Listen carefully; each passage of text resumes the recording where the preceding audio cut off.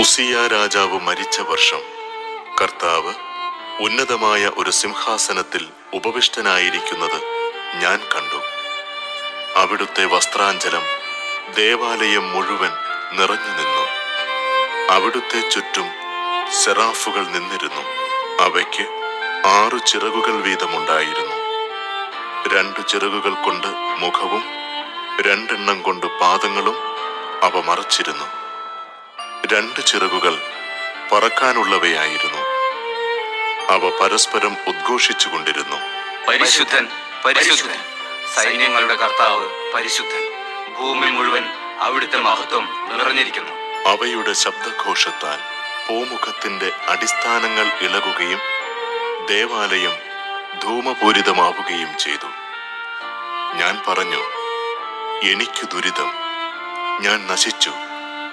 എന്തെന്നാൽ ഞാൻ അശുദ്ധമായ അധരങ്ങളുള്ളവനും അശുദ്ധമായ അധരങ്ങളുള്ളവരുടെ മധ്യ വസിക്കുന്നവനുമാണ്. എന്തെന്നാൽ സൈന്യങ്ങളുടെ കർത്താവായ രാജാവിനെ എന്റെ നയനങ്ങൾ ദർശിച്ചിരിക്കുന്നു. അപ്പോൾ സെറാഫുകളിലൊന്ന് ബലിപീഠത്തിൽ നിന്ന് കൊടിൽ കൊണ്ടെടുത്ത ഒരു തീക്കനലുമായി എന്റെ അടുത്തേക്ക് പറന്നു വന്നു. അവൻ എന്റെ അധരങ്ങളെ സ്പർശിച്ചിട്ട് പറഞ്ഞു, ഇത് നിന്റെ അധരങ്ങളെ സ്പർശിച്ചിരിക്കുന്നു. നിന്റെ മാലിന്യം നീക്കപ്പെട്ടു, നിന്റെ പാപം ക്ഷമിക്കപ്പെട്ടിരിക്കുന്നു. അതിനുശേഷം കർത്താവ് അരുളി ചെയ്യുന്നത് ഞാൻ കേട്ടു. ആരെയാണ് ഞാൻ അയക്കുക? ആരാണ് നമുക്ക് വേണ്ടി പോവുക? അപ്പോൾ ഞാൻ പറഞ്ഞു, ഇതാ ഞാൻ, എന്നെ അയച്ചാലും. അവിടുന്ന് അരുളി ചെയ്തു, പോവുക, ഈ ജനത്തോട് പറയുക, നിങ്ങൾ വീണ്ടും വീണ്ടും കേൾക്കും, മനസ്സിലാക്കുകയില്ല. നിങ്ങൾ വീണ്ടും വീണ്ടും കാണും, ഗ്രഹിക്കുകയില്ല. അവർ കണ്ണുകൊണ്ട് കാണുകയും ചെവി കൊണ്ട് കേൾക്കുകയും ഹൃദയം കൊണ്ട് ഗ്രഹിക്കുകയും അങ്ങനെ മാനസാന്തരപ്പെട്ട് സൗഖ്യം പ്രാപിക്കുകയും ചെയ്യാതിരിക്കേണ്ടതിന് അവരുടെ ഹൃദയങ്ങളെ കഠിനമാക്കുകയും ചെവികളെ മന്ദീഭവിപ്പിക്കുകയും കണ്ണുകളെ അന്ധമാക്കുകയും ചെയ്യുക. കർത്താവേ, ഇതെത്ര നാളത്തേക്ക് എന്ന് ഞാൻ ചോദിച്ചു. അവിടുന്ന് അരുളി ചെയ്തു, നഗരങ്ങൾ ജനവാസമില്ലാതെയും ഭവനങ്ങൾ ആൾപ്പാർപ്പില്ലാതെയും ശൂന്യമായി ദേശം മുഴുവൻ വിജനമായി തീരുന്നതുവരെ, കർത്താവ് ജനത്തെ വിദൂരത്തേക്ക് ഓടിക്കുകയും ദേശത്തിന്റെ മധ്യത്തിൽ നിർജ്ജന പ്രദേശങ്ങൾ ധാരാളമാവുകയും ചെയ്യുന്നതുവരെ, അതിൽ 1% അവശേഷിച്ചാൽ അവ വീണ്ടും അഗ്നിക്കിരയാകും. ടർപ്പന്റൈൻ വൃക്ഷമോ കരുവേലകമോ വെട്ടിയാൽ അതിന്റെ കുറ്റി നിൽക്കുന്നത് പോലെ അത് അവശേഷിക്കും. ഈ കുറ്റി ഒരു വിശുദ്ധ ബീജം ആയിരിക്കും.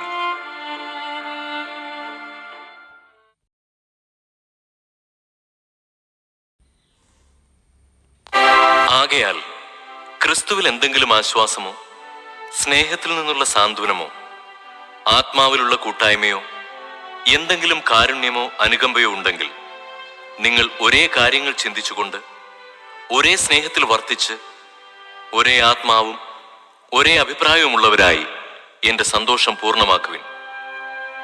മാത്സര്യമോ വ്യർത്ഥാഭിമാനമോ മൂലം നിങ്ങൾ ഒന്നും ചെയ്യരുത്. മറിച്ച് ഓരോരുത്തരും താഴ്മയോടെ മറ്റുള്ളവരെ തങ്ങളെക്കാൾ ശ്രേഷ്ഠരായി കരുതണം.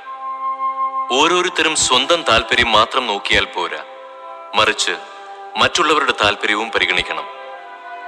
യേശുക്രിസ്തുവിനുണ്ടായിരുന്ന ഈ മനോഭാവം നിങ്ങളിലും ഉണ്ടാകട്ടെ. ദൈവത്തിന്റെ രൂപത്തിലായിരുന്നെങ്കിലും അവൻ ദൈവവുമായുള്ള സമാനത നിലനിർത്തേണ്ട ഒരു കാര്യമായി പരിഗണിച്ചില്ല. തന്നെ തന്നെ ശൂന്യനാക്കിക്കൊണ്ട് ദാസന്റെ രൂപം സ്വീകരിച്ച് മനുഷ്യരുടെ സാദൃശ്യത്തിലായി തീർന്ന് ആകൃതിയിൽ മനുഷ്യനെ പോലെ കാണപ്പെട്ടു. മരണം വരെ, അതേ കുരിശുമരണം വരെ അനുസരണമുള്ളവനായി തന്നെ തന്നെ താഴ്ത്തി. ആകയാൽ ദൈവം അവനെ അത്യധികം ഉയർത്തി എല്ലാ നാമങ്ങൾക്കും ഉപരിയായ നാമം നൽകുകയും ചെയ്തു. ഇത് യേശുവിന്റെ നാമത്തിനു മുൻപിൽ സ്വർഗത്തിലും ഭൂമിയിലും പാതാളത്തിലുള്ള സകലരും മുട്ടുകൾ മടക്കുന്നതിനും യേശുക്രിസ്തു കർത്താവാണെന്ന് പിതാവായ ദൈവത്തിന്റെ മഹത്വത്തിനായി എല്ലാ നാവുകളും ഏറ്റുപറയുന്നതിനും വേണ്ടിയാണ്.